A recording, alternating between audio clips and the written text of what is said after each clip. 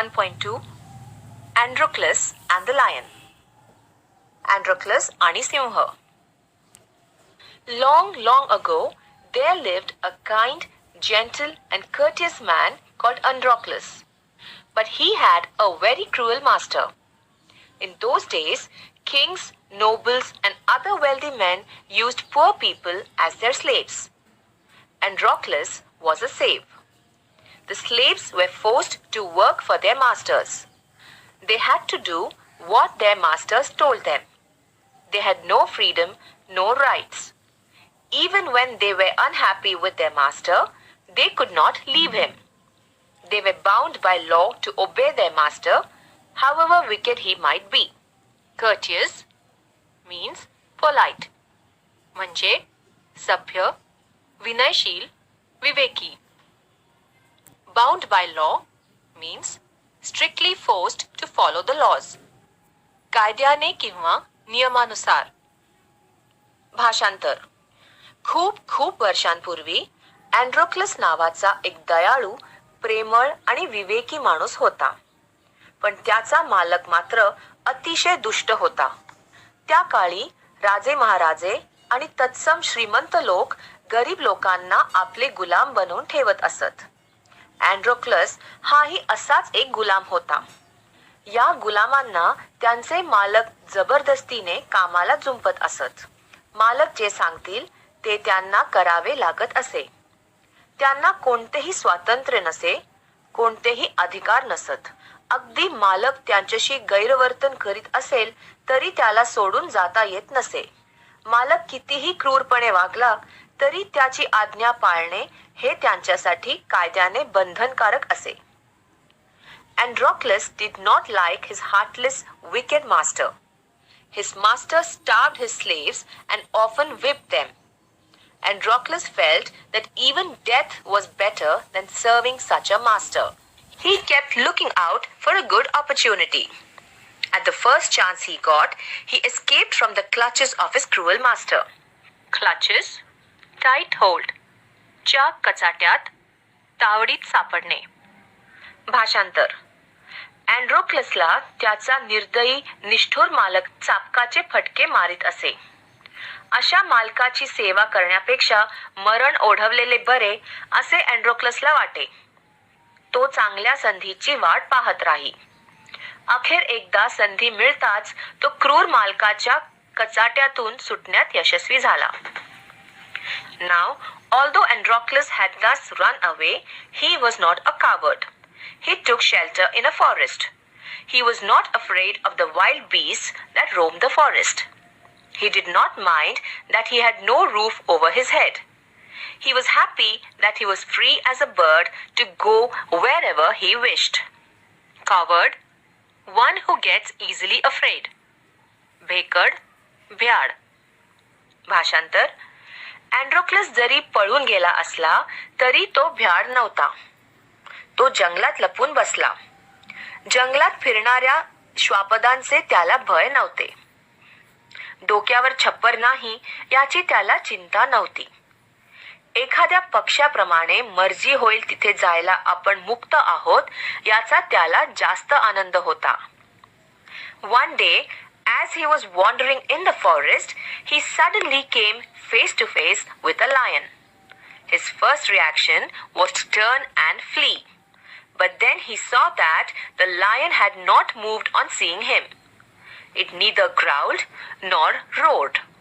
In fact, it looked at him piteously as if it was in great pain. Flee, run away, escape. पळून जाणे, पोबारा करणे. Piteously, in a piteous manner. करुणेने, कळवळून. एके दिवशी जंगलात फिरत असताना अचानक एक सिंह त्याच्या समोर आला. मागे फिरून पळून जावे असे त्याला प्रथम वाटले.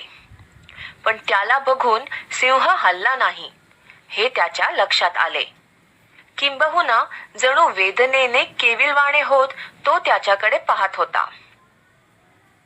Androclus paused. Then he moved very cautiously towards the lion, step by step. The lion moaned and whimpered. "Please help me," eyes seemed to say. Cautiously means very carefully. Moaned means made painful sounds. Whimpered means cried painfully. अँड्रोक्लस थबकला आणि एक एक पाऊल पुढे टाकीत तो सावधपणे सिंहाकडे जाऊ लागला. सिंह कणहत विव्हळत होता आणि त्याचे डोळे कृपया मला मदत कर अशी जणू याचना करीत होते. When Androclus drew near, the lion lowered its head and began to lick its paw. Then Androclus saw that the lion's paw was wounded, sore and swollen. Androclus जवळ पोचला तेव्हा सिंहाने त्याचे डोके खाली वळवले आणि आपला पंजा चाटायला सुरुवात केली. तेव्हा त्याला दिसले की सिंहाच्या पंजाला जखम झाली होती आणि तो सुजला होता. On a closer look, Androclus noticed that a big thorn had pierced one of the lion's toes.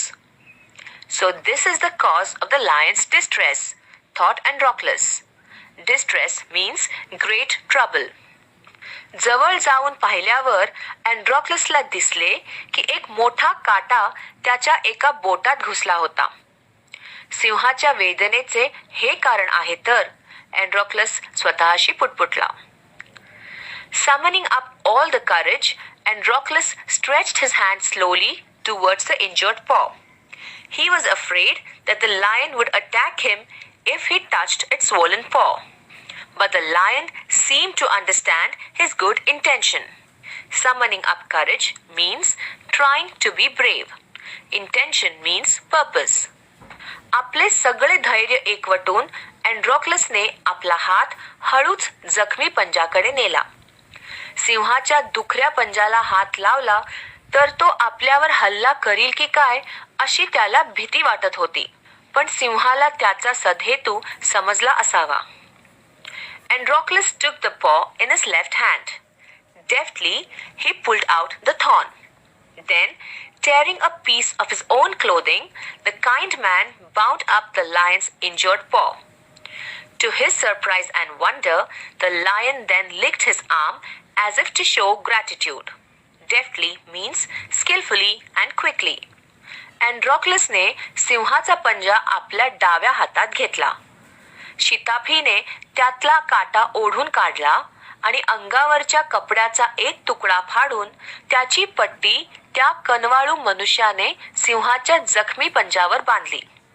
आणि काय आश्चर्य, जणू कृतज्ञता व्यक्त करण्यासाठी सिंहाने त्याचा हात चाटला. Androclus remained with the lion till it could walk again. He would hunt in the forest and share his food with the helpless beast. Every day he would clean and dress the lion's wound. Soon the lion was able to move about. Many times it followed Androclus wherever he went. सिंहाला पुन्हा चालता येईपर्यंत अँड्रॉक्लस त्याच्या जवळच राहिला. तो जंगलात जाऊन शिकार करीत असे आणि त्या असहाय्य श्वापदाबरोबर आपले अन्न वाटून खाई. सिंहाची जखम स्वच्छ करून तो रोज त्याला मलमपट्टी करीत असे. लवकरच सिंह हिंडू फिरू लागला. बरेचदा अँड्रॉक्लस जिथे जाईल तिथे सिंहही त्याच्याच पाठोपाठ जाई.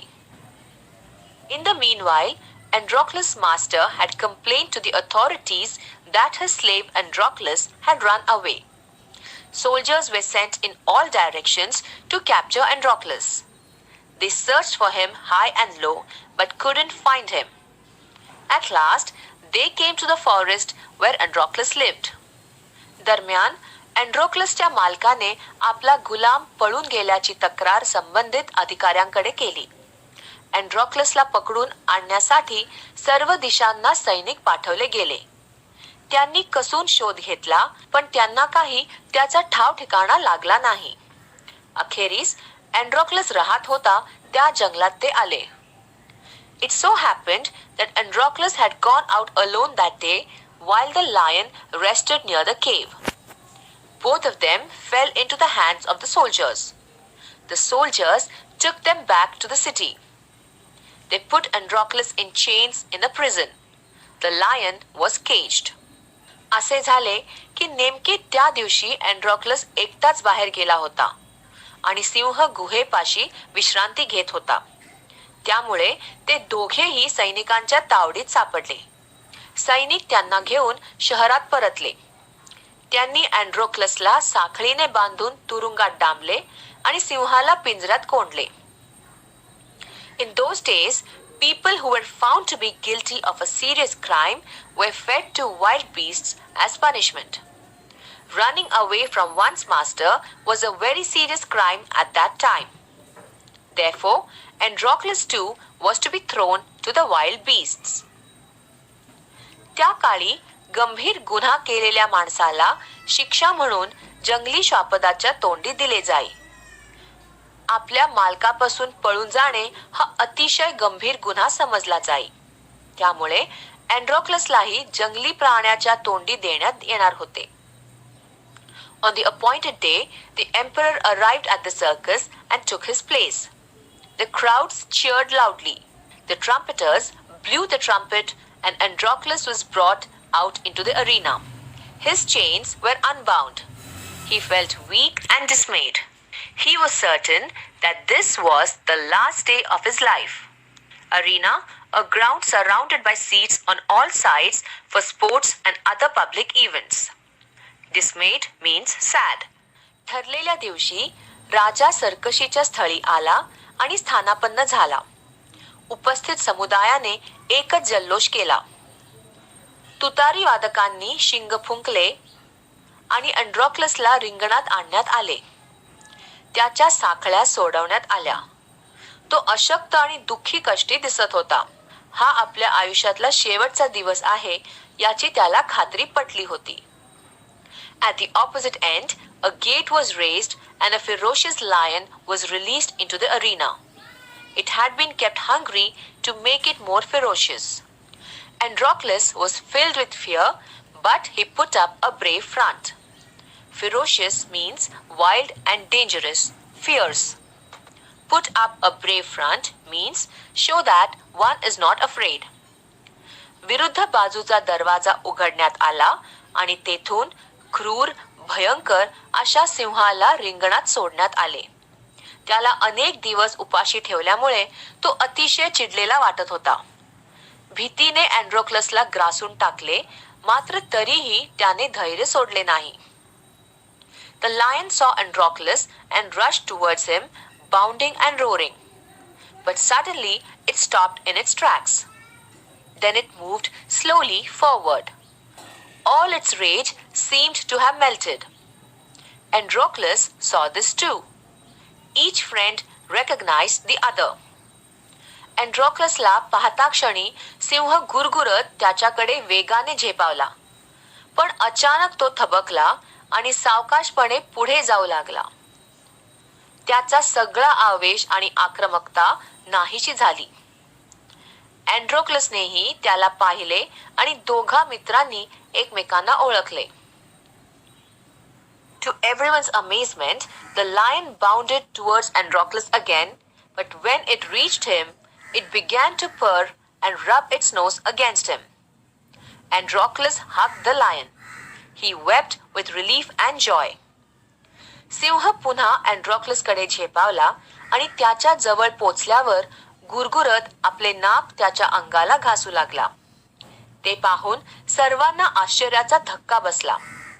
अँड्रोक्लसने सिंहाला मिठी मारली आणि तो मोकळेपणे आणि आनंदाने रडू लागला. The audience, including the emperor, watched this tender sight in great wonder. People began to cheer Androclus and asked for his release. The emperor asked Androclus to explain the lion's strange behavior. When he heard the whole story, the emperor was also moved by the gratitude and friendship between man and beast.